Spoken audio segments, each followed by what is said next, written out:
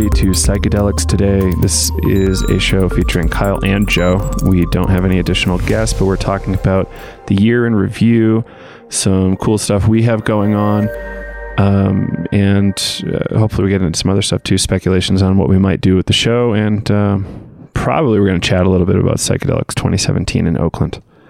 I have been thinking about that a lot lately. So, same. To get started, let's talk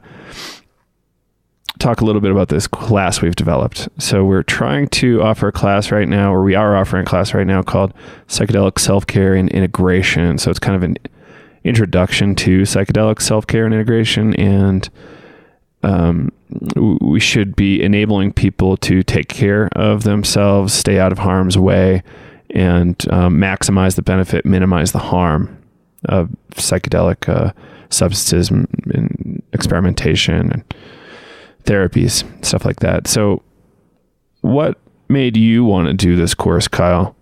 Put this together? Well, it's been I guess a topic that's been coming up a lot. And I think since I've been helping out with some of the integration stuff with MAPS, it's just a topic that I'm seeped in. And I think it's just, it would be helpful to put just give some information out for some people, like an educational experience. And, I think we've also been getting some feedback from people about this topic as well. And I've also been kind of searching through some of the Reddit forums, and there's always people on there like looking for advice about like, oh, I had this really scary experience. Like, I don't really know what to do with it. And it seems like it's just becoming like a bigger topic of discussion lately. And, I think it's just important to talk about. I think you're right. Yeah. What made me want to do it is just all this years of practice with breathwork, and also years of kind of volunteering and community organizing in this scene, and just kind of seeing a lot of folks that were slightly unhinged. Not everybody, but it only takes a few rotten apples to make me not want to be part of a group anymore. And I was like, if they had the opportunity to do some integration work, or, had some experienced elders that could have worked them through it, they probably would have came out with substantially better outcomes. It's not like these people are dumb or like disabled or anything, but they, with the right mentorship, maybe even peer support, which is kind of what we were trying to do when I was organizing what we called psychedelic salons back then. That really helped people a lot, and it, maybe a little too late, but at least it was delivering them something. And this way we have like a structured curriculum and some actual tools, proven tools that you can use to really make this stuff work for you, as opposed to let it cause lingering problems that you kind of want to get out of the way. Yeah, I really like that idea of mentorship, because most of my integration really began with my near-death experience. And I always think that is probably, one of the most psychedelic experiences that I've ever had. And trying to integrate that and find a way to work with it I'm still working with it. I'm going on 13 years tomorrow is my anniversary for that. And I'm always thinking about it. Like, what has it taught me? How do I work with it? Because even though it's been that long ago, I'm still working with some of the material that's still present, because I had such a profound shift in my personality and who I was, and it still affects me today. And it's just, how do I work with that? And then, like you said as well, doing a lot of breath work, I think is, a really big component of trying to put this class together as well, is having all that experience working with people in altered states. And then one of my other jobs was with, we talked about it in the episode with Emma with the Soteria house. And that was like an integration house for people experiencing like early episode psychosis. And so this has, I guess, been a realm of my work for the past, 13 years, is trying to figure out how we can work with like non-ordinary states of consciousness and make meaning out of it, or just to bring it back into our own lives so we can function. Because sometimes these experiences can just take us so far out there, and you get some like wacky message or like a really profound message. Maybe it's changing your whole career path, breaking up, ending relationships. And sometimes that's always not the best thing to do. And, you know, it's like, how do you work with such profound insights? And I don't know, it's always been a topic that's interested me, and I'm always working with it. So I thought it would be fun to kind of create this and give it to other people, because that's what I was looking for. Like, especially, you know, I was 16 when I had my near-death experience. So it's like, who do I talk to? I had nobody to talk to. It's terrified me. Every time I tried to talk to somebody, people are like, you know, nobody could really understand it. And so I think this, for me, is like kind of giving back a little bit of what I know and what I've been through. And I had a teacher once tell me, he's like, yeah, you know, if you lived in a traditional society, like the elders would have taken you out of school and taught you what you needed to learn, which would be those integration tools and learning how to work with that non-ordinary experience of almost dying. So, yeah. What are you excited about for this, Joe? Well, so a while ago, you and I did a little bit of, call it coaching, I guess, for a younger person who was scared about their first time. And, you know, the time we put in, which wasn't very much time, it was really an hour and a half maximum. Yeah. And the outcome was outstanding, beautiful. And, you know, it just felt really good because I've seen the other side. You know, it's those comical stories from college. Oh, did you see how scared Jimmy was of that sandwich? Like that kind of stuff. But, you know, having transcendent experiences with friends in a safe, supportive environment with a sitter, I think is incredible, especially when you have, you know, laid some great groundwork. And I'm kind of, what I want to see is that people, you know, take this subject seriously and, you know, I hate to put it on college kids, but college kids getting a little bit more serious about this and realizing it's not all, not everything is like a crazy party. You know, it's right. Okay to treat these things seriously, respect them, and dig into yourself. It's okay to do that kind of thing. And I'm just really excited and hope to enable more people to do that, especially younger people, because we're heading into this whole, like Graf puts it in a really great way. Like we have this ecological crisis that looks hopeless unless you see some sort of amazing tools out there that could really help shift a lot of thinking. And I think breathwork and psychedelics are it, and more people enabled to do it correctly or more safely with intention, I guess, and effect. Yeah, and you know, in the intention towards healing, the intention towards deepening their spirituality, whatever it is. Yeah, I think there's just this automatic shift into more awareness that, you know, we need to probably act a little bit differently than we are now. And I was thinking about it today. What was it, yesterday? Maybe earlier today, how it's like you could do all this stuff and it's all about you for a while. You know, you're developing your career for your retirement, for your health and your happiness. But it's really so much better when it's a community thing. And I'm hoping people kind of form these communities. And, you know, I'm hopeful. Stuff like Burning Man decentralizing a bit and becoming more local based. And the Psychedelic Club is really encouraging because they're getting a lot of traction. A lot of people are really interested. And that's kind of like a peer-led structure that's fantastic. I'm really looking forward to getting down to Boulder and Denver to hang out with those guys. But yeah, there's a lot of stuff that I see that needs to move, and this class is kind of the first step, or one of the first steps you can take to getting there.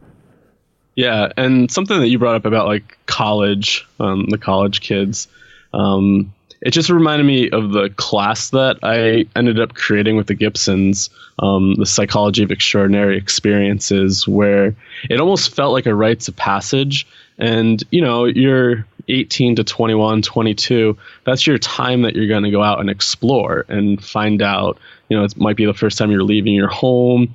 And, as a college kid, you do really dumb things sometimes. We've all been there. Or even if you didn't go to college, just those years, you're trying to really find out who you are. And you do a lot of exploring. And this course that I created was actually kind of cool because we went through like all the indigenous knowledge on how like shamanic cultures would work with plant medicines. And then we talked a lot about Groff's theories. And then the really cool part was bringing people down to have a breathwork experience. And then the last few weeks was just really based on integration. Like, then how do you work with it? And it was actually really cool, too, because we had Groff Skype in and do question and answers. But, it was almost like this rites of passage for these psychology students to enter into this class, get exposed to theory. And some of them had, a background in inner exploration, I guess you would say. And it was just giving it a new framework, like a more respectful way to work with these states of consciousness, a more meaningful way. And then some of the projects that came out of it were amazing. Like, we had some people write some papers, but some students created like beautiful art pieces. And that class was actually my integration of everything that I went through from 16 to, I don't know, say 22. It was during a breathwork experience. I got this kind of like insight that, I should like create something like this. And then 4 years later, I ended up kind of creating this class and kind of giving it back to the college community, which was really cool. Yeah, it's just something about that community, giving to it and, getting it back at the same time. There's something there. I like it a lot. Yeah, so we're offering it until, what was the date we picked? I think we have pre-sale. So we're doing two versions. One's just a pre-recorded version. And then I think you get like an invite to, say, like an integration Facebook group. And that one's going to be $25 up until January 11th. And then I think it's going to be a price increase. And then we're going to close enrollment off on the 27th. I think that's right. Yeah, 27th. The 27th. And so we also have another version, which will be more of a live webinar. So hopefully we'll be able to do a little bit more interactions, and, we'll probably have some slideshows. And that one is $50 up until the 11th. And then that one also will hopefully come with some really cool extras. I think we're trying to put out like a small little ebook so that you guys can download. And we'll probably end up recording those live sessions. So if you can't join the actual webinar, you can always come back and watch it. But signing up for that course, you'll get some cool extras like this ebook. And we're hoping to get 2 exclusive interviews with some people in the integration realm and an invite to an integration Facebook group. And I think that was about it. Yeah, right? Exactly. So we're offering a steep discount for, I think, the next couple weeks, and then the price will go up to the full price. And hopefully we get some signups and we can deliver you guys some awesome stuff. So really excited about it. Just really, really hoping to just teach people a lot more about this stuff, and, get some feedback on, maybe we're missing a couple line items. But, I think overall with all of our breathwork experience, your college education, Kyle, and clinical experience, I think we do have a really good position to be teaching this stuff from. Yeah, I think so too. And yeah, like I said, I've already had 2 psychedelic courses in the college realm. We taught history of psychedelics and then the psychology of extraordinary experiences. Our countless hours of doing breath work and years of doing that. I'm really excited. And I think part of it too is just to start creating a community, and just getting people involved a little bit and to start building relationships with people. And so I'm excited about that aspect, is, hopefully getting to interact with some of our listeners a little bit more and getting to know what people are interested in, and like what type of direction things are shifting. Absolutely. So if you are a professional in the field or a student hoping to get involved in the field, let us know what you want to learn, like what might be missing out there and what we could dig into. I think there's plenty of resources, and we're in a position to get those questions answered and share it with everybody. So really, please do reach out. Yeah. And we also, I think, had some feedback. Maybe this is going a little bit off track, but I think this is just coming back to the community building aspect of it. But somebody did reach out and said that, there are some things in some of our shows that, maybe we're not defining correctly, because we're so seeped in, like, say, the breathwork realm, where maybe we're not defining what body work is. And for what the hell is body work? Yeah, so maybe a lot of listeners, don't know what that is, and that's great. We really want to know that, so we can help you guys really learn and grow.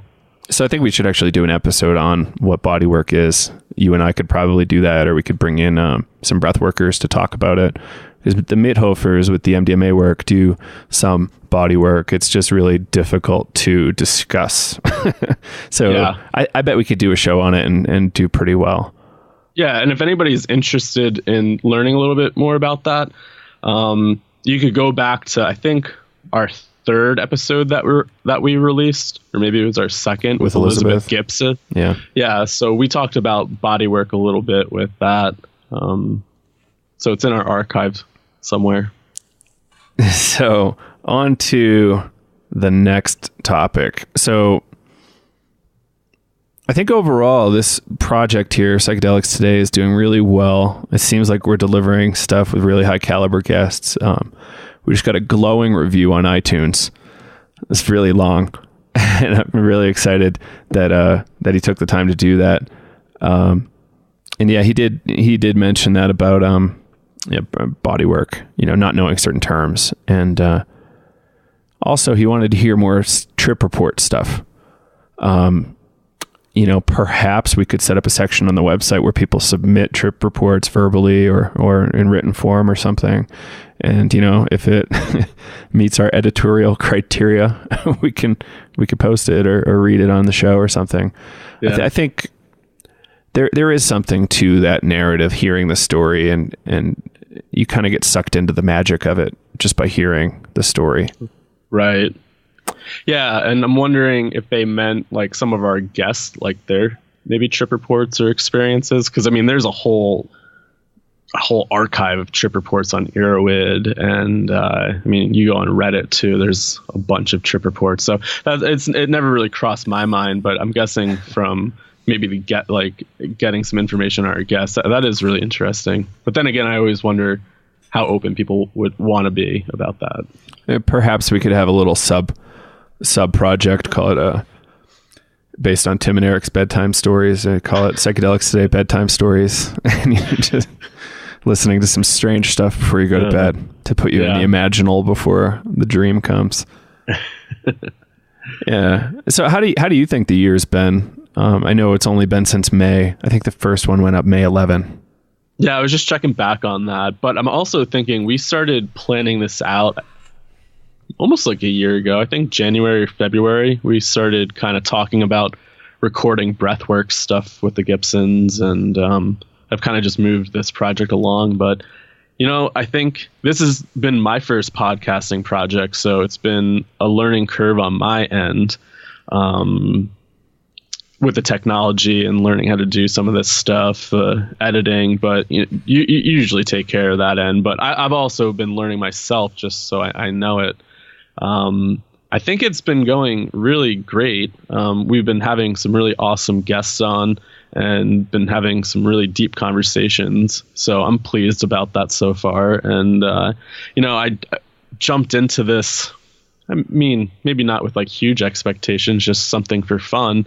And it's been kind of growing into this thing that I really just want to do all the time, because it's what I'm really interested in, and it's really cool starting to hear feedback from the listeners and Yeah, and I'm just really about community development within this. I think that's why I got really attached to breathwork, because it had that community.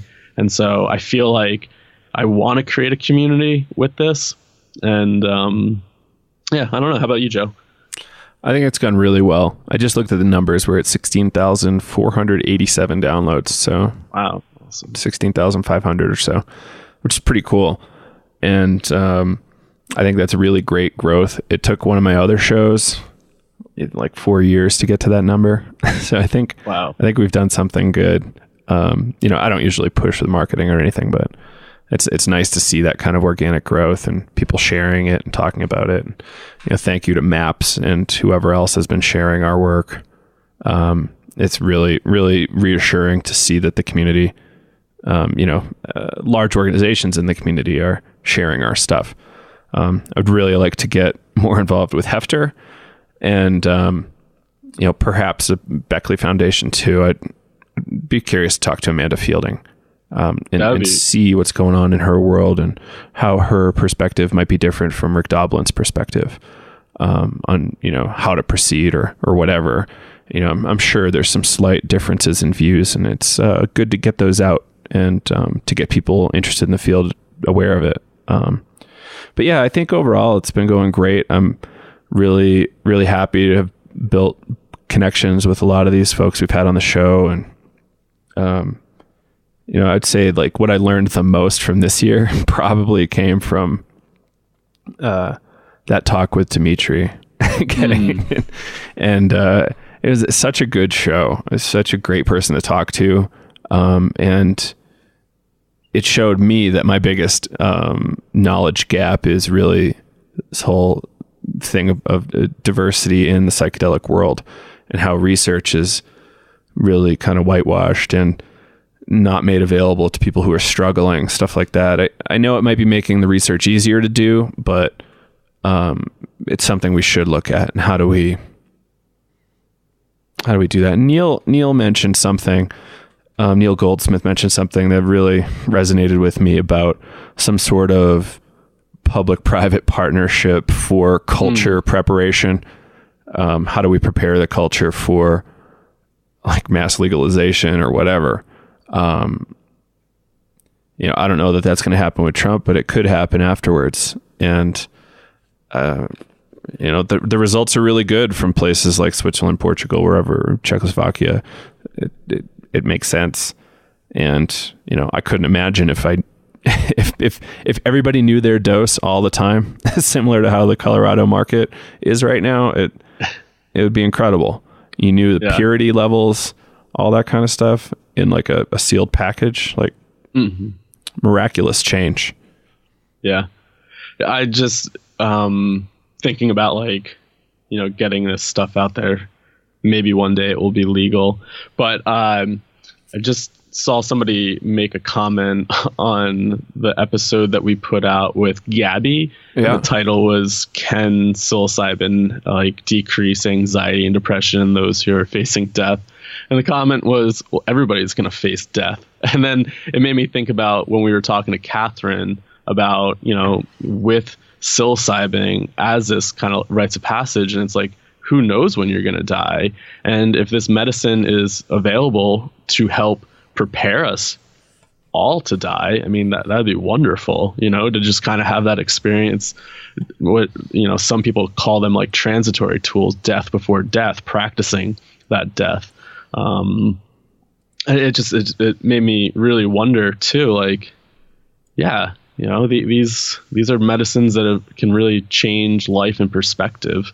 And, yeah, it's actually how I've felt for a long time about breath work. I think it probably was mentioned in one of my first workshops. Like, this is, as trippy and crazy and wild as it can be, it's really practice for death.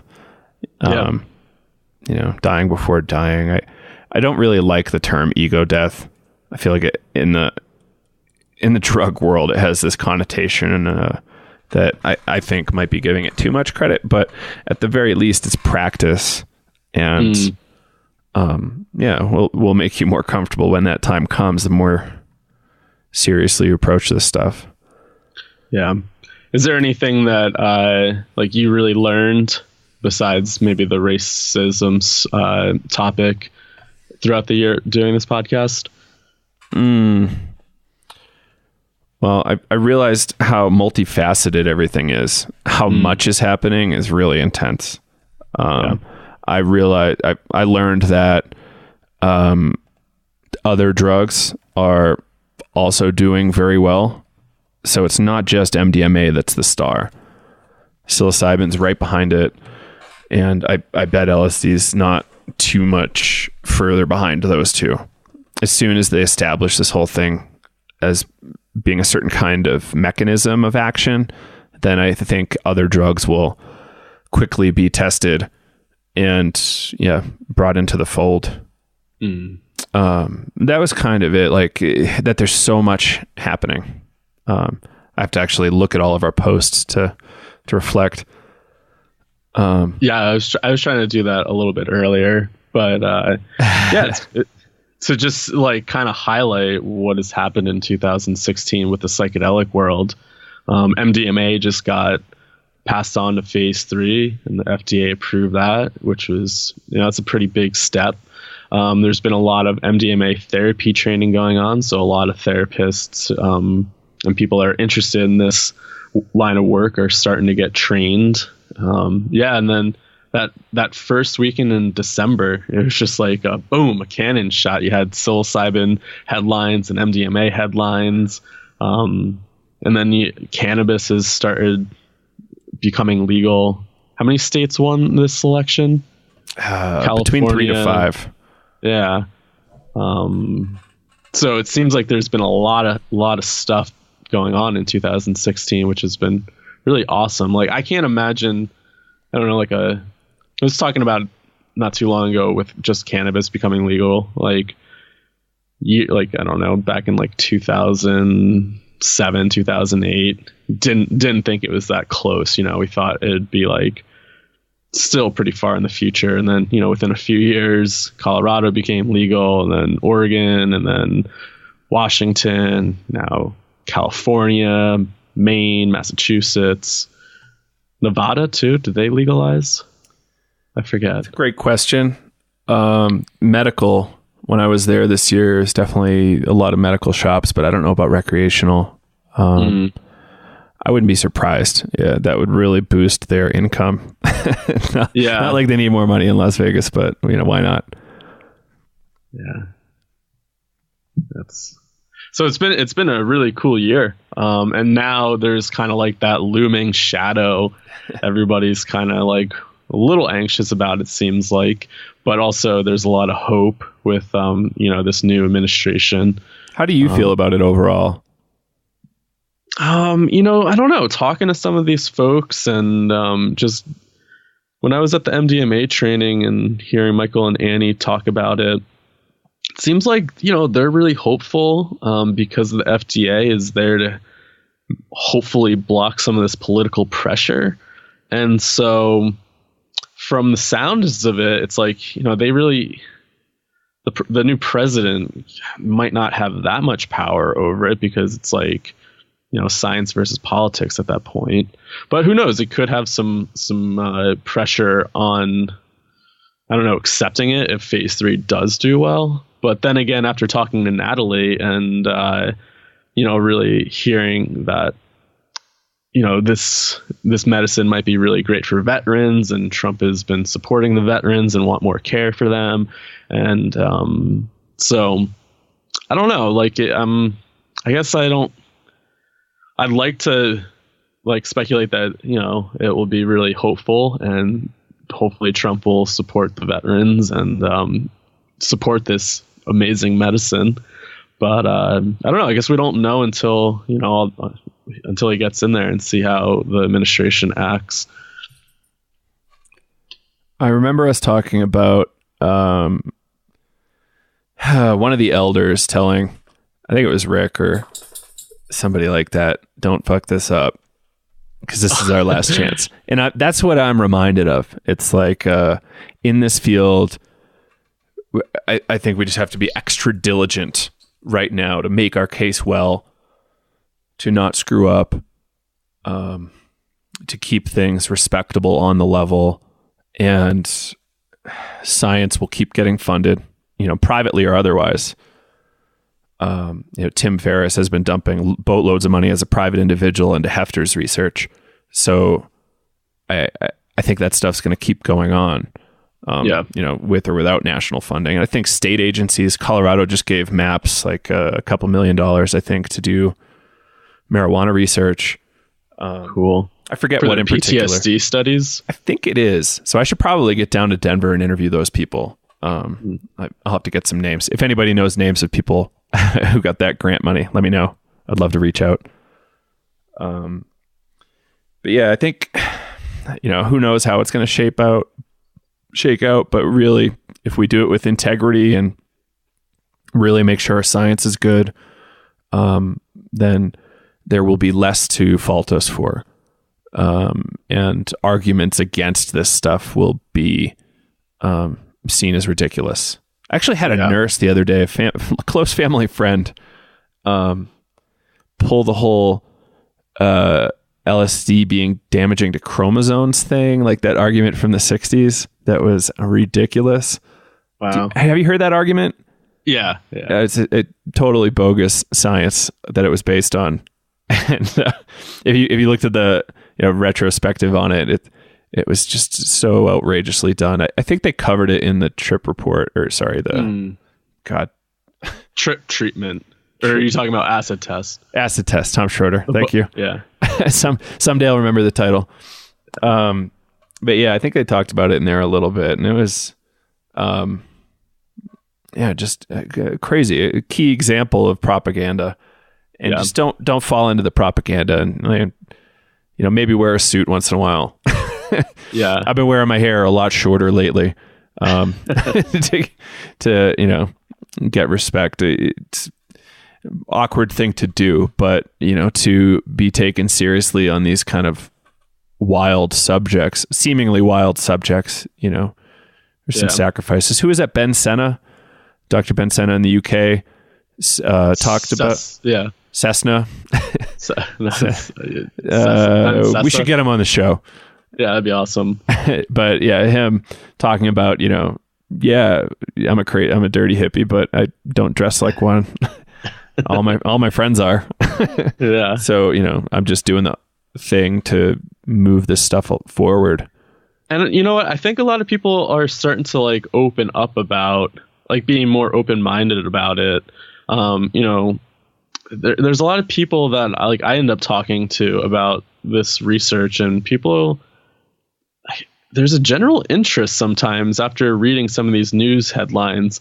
And I actually have a funny story. I was explaining the outcomes of some of the MDMA therapy, and I was explaining to somebody and just talking about how useful it is for PTSD and some of the outcome reports. And they're like, wow, that is amazing. And I used the term MDMA, I just don't think they're really up on the terminology. And they're like, wow, that is really great. Like, why isn't this legal? Like, why can't we get this, why aren't they using this for therapy and stuff?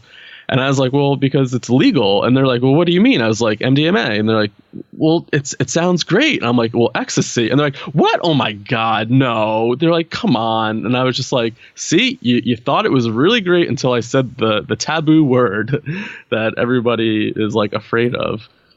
How did you steer it from there? Did you try to steer it any further, or just kind of like done with the conversation at that point? Well, somebody I was really close to, so just kind of like, they just like, oh, okay, Kyle, just kind of turned it into like this joke thing. But I tried to turn it back and say, well, listen, like you just said, it was what you were hearing sounded really awesome, and there might be a good like potential therapeutically. And then once I said that word, you just said enough with it. I don't want to hear the research anymore. But before I said that word, you were like mesmerized that there is a treatment out there giving such high results. So I don't know, that I just always laugh when I think about that. It's kind of outrageous. Yeah. I think the treatment for that, I think we talked about it on the show before, was just to cite, Hopkins, NYU, University of San Francisco, wherever else, UCLA, to name these top schools. Yeah. And when possible, maybe even talk about the media venues writing about it, like New York Times, Washington Post, whatever. Trip Acid Test was written by Tom Schroeder, former editor of Washington Post, which I think gives the story a ton of credibility. Yeah, and then you had the Michael Pollan, the trip treatment. Right. That was on the New Yorker, I believe. Either New Yorker or New York Times. And that was a really long, really well done article. Yeah. It gained a lot of reach, and people were talking about it for a while. So, yeah. And for people who don't know Michael Pollan, he wrote Omnivore's Dilemma. What other ones? Botany of Desire. Botany of Desire was really interesting too. So just like a really, really, really smart food journalist, and talking about plants and stuff like that. And it's he actually had, I don't know if you saw it, but he did a 5-part documentary on food. So following the classical elements, because food, why not? Makes sense. The fire one, starting with barbecue and doing like a whole anthropology of barbecue in the South and doing it at home. It was awesome. That's the only one I watched. I have the other 5, but I got to jump in. I'm always impressed by Michael Pollan. Yeah. And you could tell in Botany of Desire, in his whole marijuana section of the book, where he's, leaning in this direction, the psychedelic advocate direction. I never read the book. I just watched the movie. I didn't know there was a movie. I would like to check it out. Yeah, it's pretty cool. I listened to the audiobook, I'll admit it. Being a podcaster, I'm more inclined to listen. Yeah. So what else happened this year? Trying to think. They had the catharsis, the burn on the Washington Mall, which is kind of like the Eastern burn. So, and that was, I think, I wasn't able to make it down. I really wanted to, but I think the topic was coming home. So I think it was based around PTSD. So kind of like a PTSD vigil. I think so. I just remember from like looking at it and wanting to go down. I had somebody, say that they wanted to give me a ride and this and that, but I couldn't, with school. I had a bunch of papers due that weekend, so I couldn't take off the time to get down there. That looked really cool. There was a lot of people right on the Washington Monument on the water, like Forrest Gump, and, making a big, statement about being advocates for this stuff. And I think having actions is good. Stuff like that is good, especially in a big city like DC. Yeah. But yeah, that was really cool. What else? Horizons NYC was really huge this year, apparently. Did you go? I did. I made it down for the Friday night opening and then Saturday, and then I wasn't able to make it on Sunday. But Saturday was awesome. I think, well, it was really cool to, go back to like the course that we're offering. Catherine and Ingmar were there talking about the psychedelic continuing care program, or psychedelic education continuing care program, and their integration groups. And they had a really cool talk about what they're doing. And that's also kind of got me into the integration thing. I went to one of their integration circles, and, it was just so cool that that service is offered. But yeah, always a great event. I think it was their 10-year anniversary, their 10th annual event. And yeah, it was awesome. It was really fun when I went years ago. It was at this old Judson church. Couldn't even tell you where it was. I think I walked there from Grand Central Station, maybe. I wish I knew the geography of New York a little better. I think it was down by NYU area-ish. I don't remember. They moved it this time. Yeah. This year, I forget where it was. Last year or the year before, they had it at the Judson Church, and then we're at the new school. And then this year, you were right. Judson's right on Washington Square right at NYU. And yeah, that makes sense. And yeah, they moved it up to the new school this year. No, I don't think so. I think that was the year before. I don't know. I forgot. I don't make it into the city that much, so I don't always remember where things are. But it's pretty amazing that it's been going on for this long, and it's become a real thing. And thankfully, the East Coast has something like it, because I'm sure this kind of thing, isn't infrequent in California. Actually, not that I hear of, like, not major conferences, but it's cool to have it there. And then Symposia did the after party, and Duncan Trussell was there. They had their psychedelic storytelling event. I think Rick showed up and gave a talk, shared a story. It was, and that's always fun too. Symposia is doing some really awesome things this year too. They put out the magazine. They've had a bunch of different events. So that's true. Symposia's had a lot of success this year, and I think they're doing really well. I kind of like their spin on things over how Vice kind of covers stuff. Vice can be a little snarky when doing drug coverage, but Symposia is totally like an insider thing. It's not like, look at all these jerks doing drugs. It's like, no, we're normal people with normal lives. We just happen to also have this interest. And I love that approach. If I don't know why Vice rubs me the wrong way sometimes. Like, I love it, but then I see something, I'm just like, oh, shut up, guys. Yeah, no, I get the same way. I really like some of their content, but then other times I'm like they had that headline about like millennials ruining the ayahuasca scene or something like that. I remember posting it on Instagram, and it had something to do with millennials and ayahuasca. But that headline, I'm like, It makes me so mad, this whole like millennial hatred thing. Just like talking about generations kind of pisses me off too. Yeah. Because it started, I'm a little older than you. So like the Gen X thing was popular when I was young, and I was almost clumped into that, but I missed the cutoff by a couple of years. But I tried to live up to it.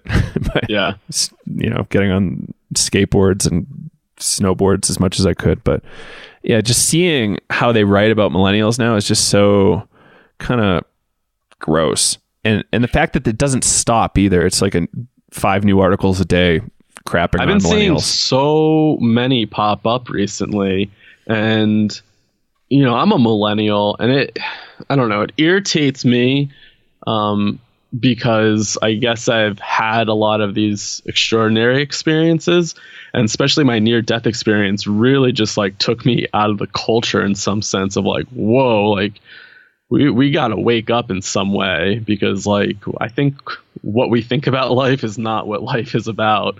Just that flash of, okay, like I'm dead, now I'm alive.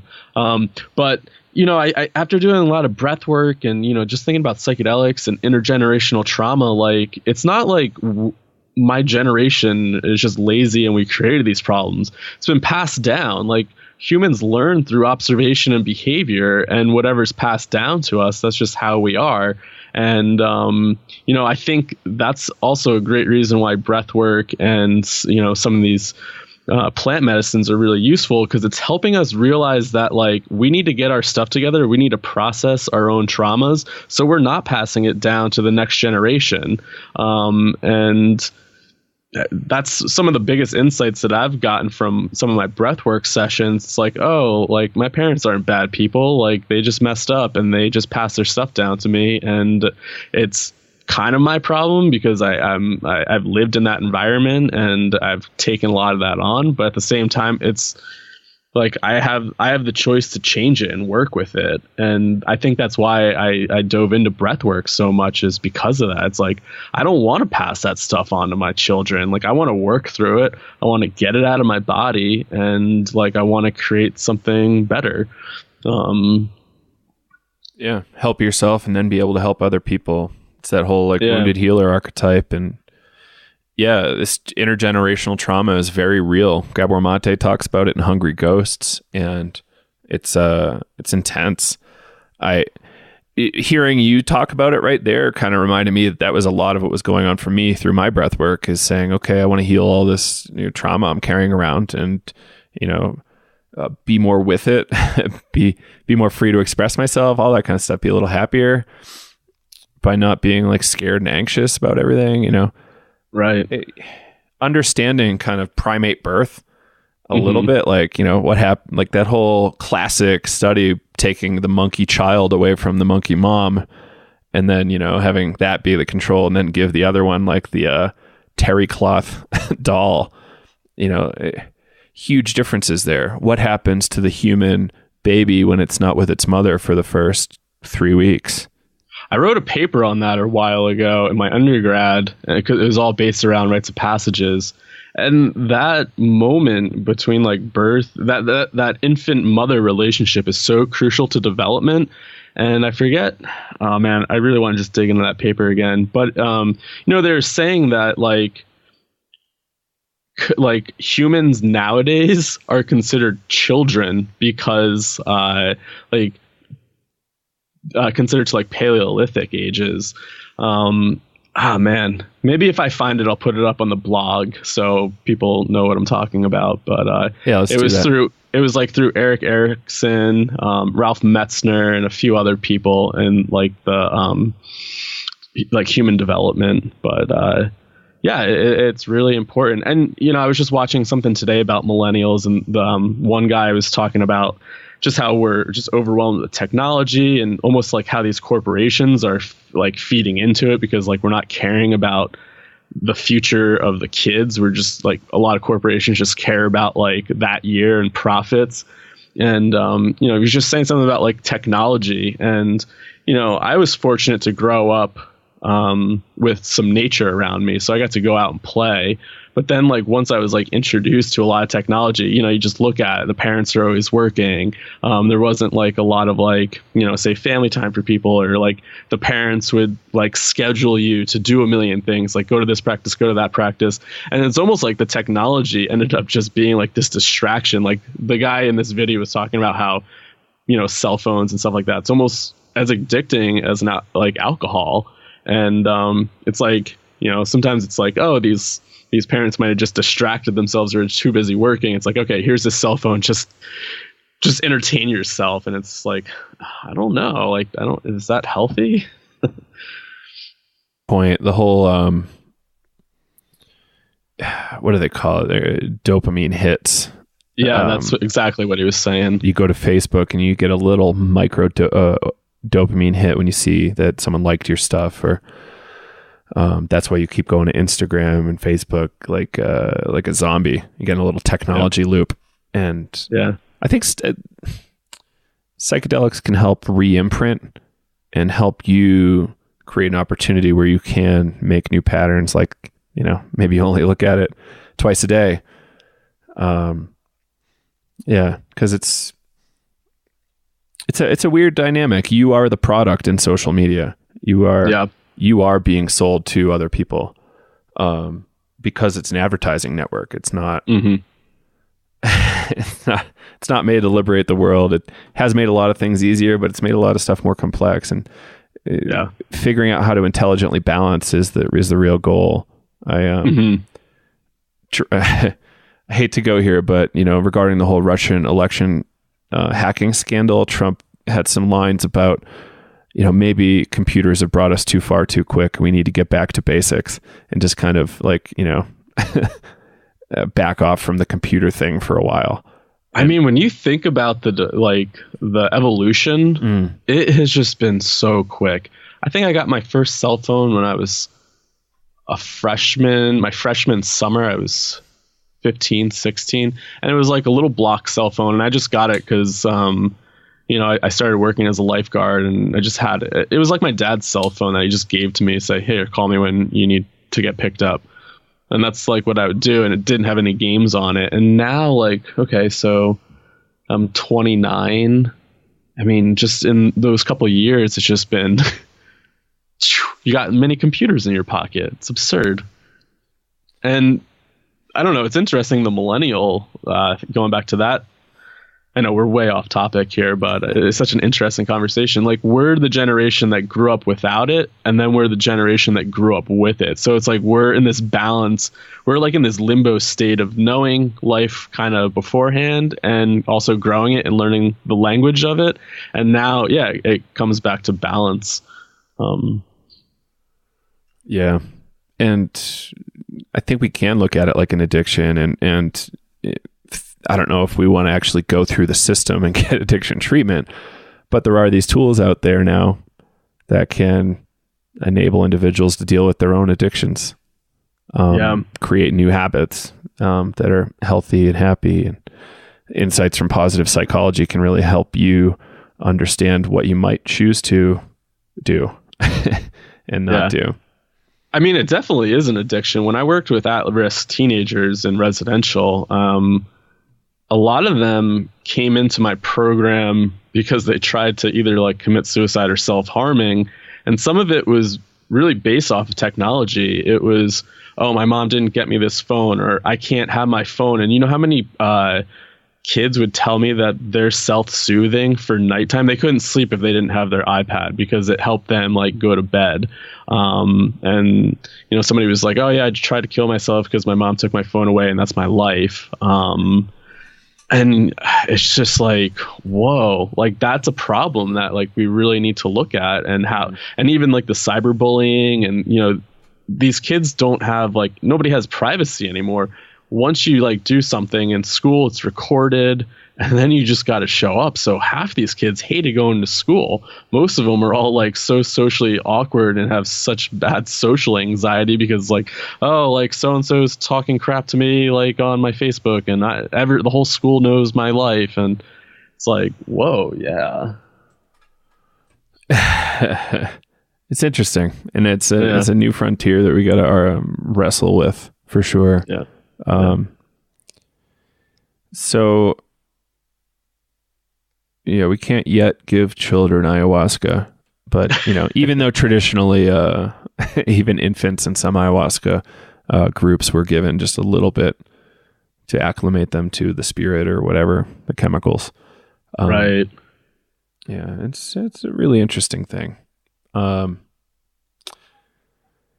But yeah, it's really interesting to see how much more mainstream psychedelics have become this year alone.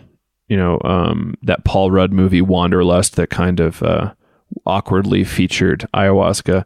I think that came out 2 years ago. And it seems to me that there's been a lot more popular discussion and a lot more references on TV to it. And, you know, even network television shows are referencing it. And introducing the idea slowly to the mainstream.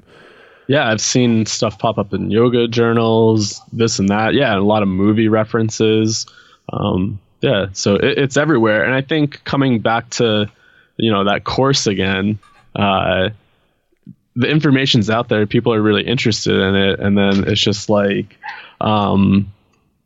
okay, what if somebody goes out and tries it and then they're putting themselves at risk because they saw it on television or they saw a news article about it, and you know, they're not doing like that risk benefit analysis, and then they end up in a really tricky position, and then they're like, whoa, that wasn't what I expected because I saw it on maybe TV and it's this wonderful thing.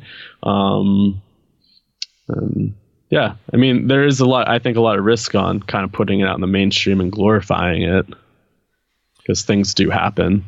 Absolutely. It's not 100% a panacea. It's not for every person, but it can help a lot of people. I always go back to Lenny Gibson. You know, survived cancer a few times, and you know, doing cancer support group work, he saw firsthand how many people could have been helped if the drug war didn't start in the first place. If drugs didn't get politicized and the research was allowed to continue, millions and millions of people could have been helped, had their suffering alleviated through, you know, MDMA or whatever other means, you know, in those cancer settings. And just thinking about the scale is mind-boggling. How many people could have been helped? But going forward, there's even more people that can be helped in the future, despite the 40-year block of research. Was it 50 years, 40 years, you think? I don't actually know when drug war stuff kind of kicked off. During the 80s, I think. Well, that was Just Say No. Richard right. Nixon. Well, some of those substances became illegal in the late 60s. I forget when LSD became illegal. War on drugs was coined in 71. Yeah. So I think it was like 67 LSD became illegal. 60, I forget.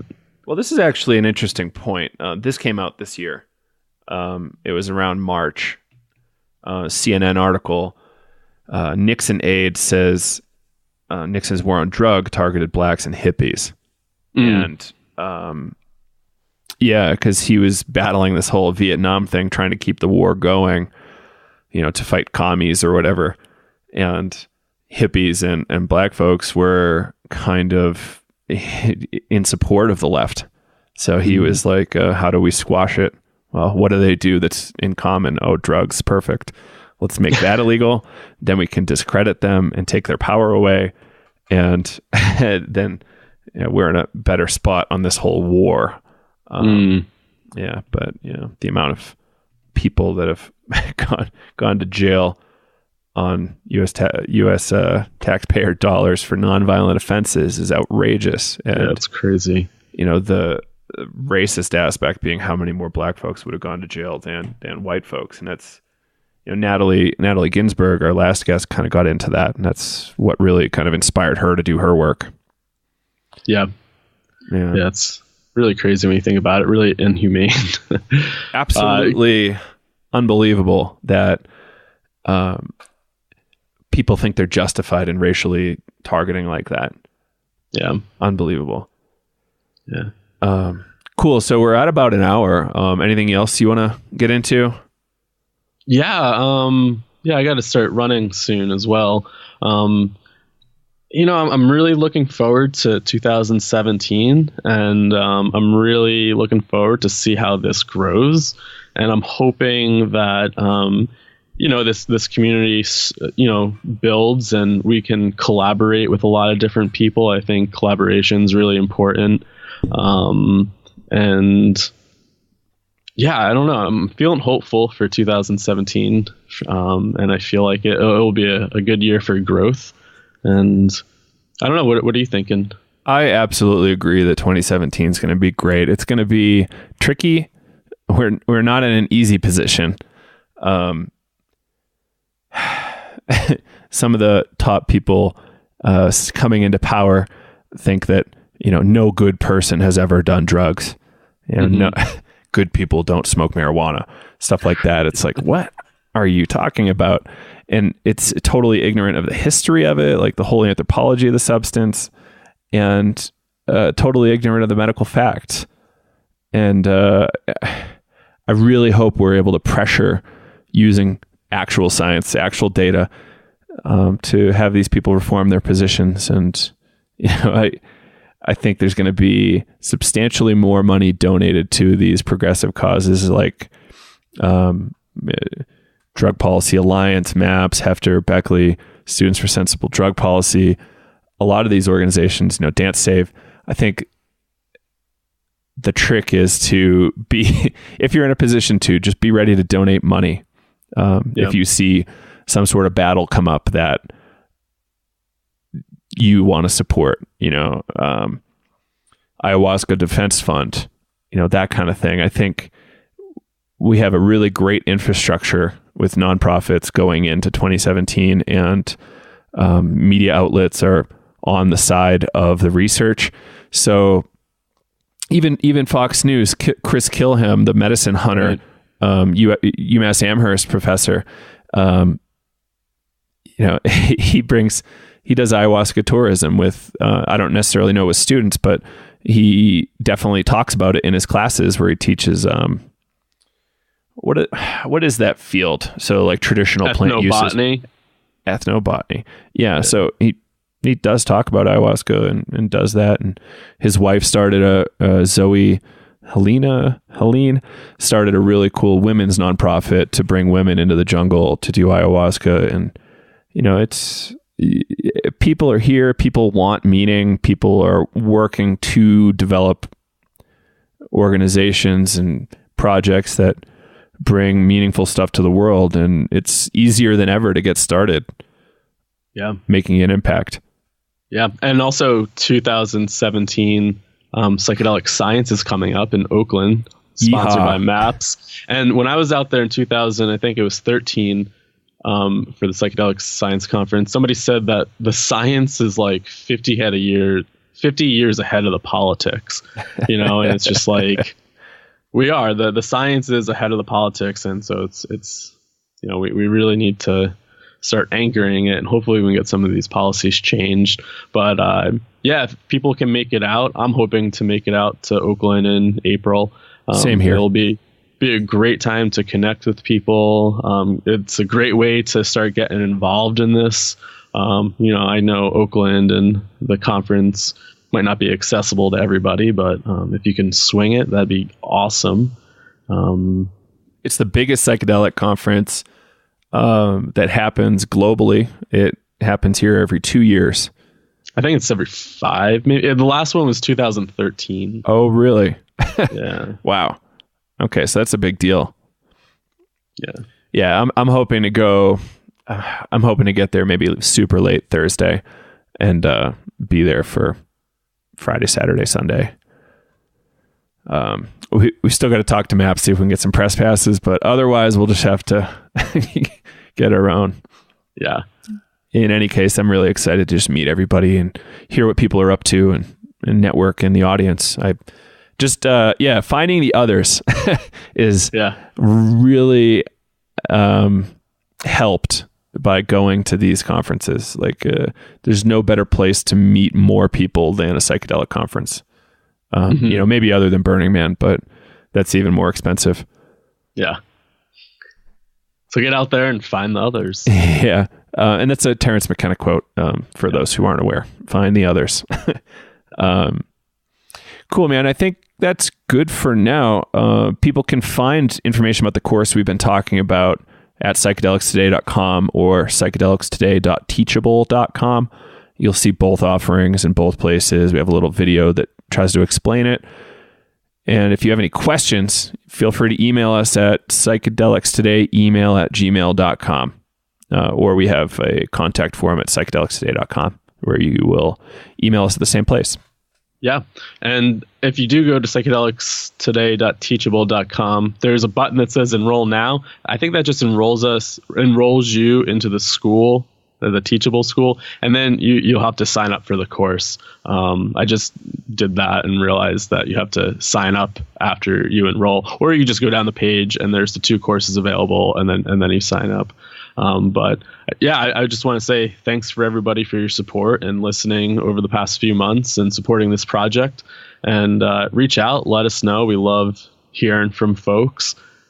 And let us know, like, maybe direction, some topics. We want to grow with you. So feel free to tell your friends about it, subscribe on iTunes, and if you would like to, leave us a review on iTunes. We'd really like to hear from you there, because that helps us grow in the charts on iTunes and gets in front of more people. Yeah. Thanks so much, Joe. This has been fun. It's been really fun, Kyle. Thanks a lot. Thanks to all you listeners, and we'll be in touch soon.